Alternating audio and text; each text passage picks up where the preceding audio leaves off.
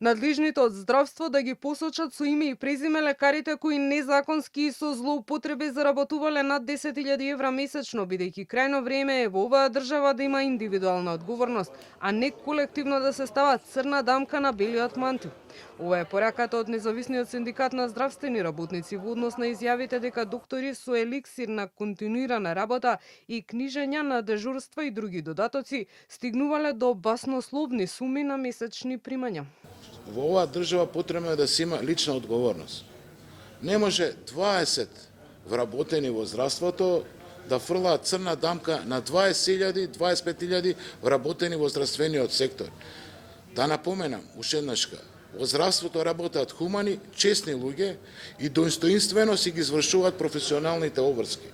Значи, дајте више да имаме на лична одговорност, тој го направил тоа кривично дело и да сноси санкции. Не само да ги врати парите, и да си ги врати тие сати. Од независниот синдикат на здравствени работници и технички персонал сметаа дека не е време да се воведуваат така наречени фингерпринт уреди, односно апарати во болниците со кои секој здравствен работник ќе треба да се евидентира лично со оттисок од прст.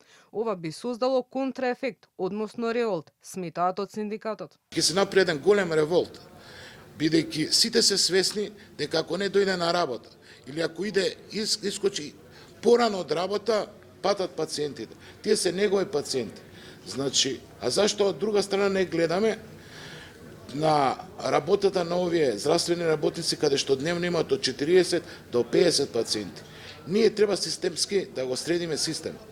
Министерот за здравство Азир Алиу на вчерашната пресконференција посочи дека има лекари што земале и до 12.000 евра месечна плата, а до сумата стигнувале со дежурствата, двојно повеќе работа во дополнителна дејност и оперирање попладне за кои пациенти плаќаат приватно. Во Министерството се анализираат евентуалните злоупотреби и Алиу одби да даде имиња на лекари или болници во кои се евидентирани вакви суми на исплати.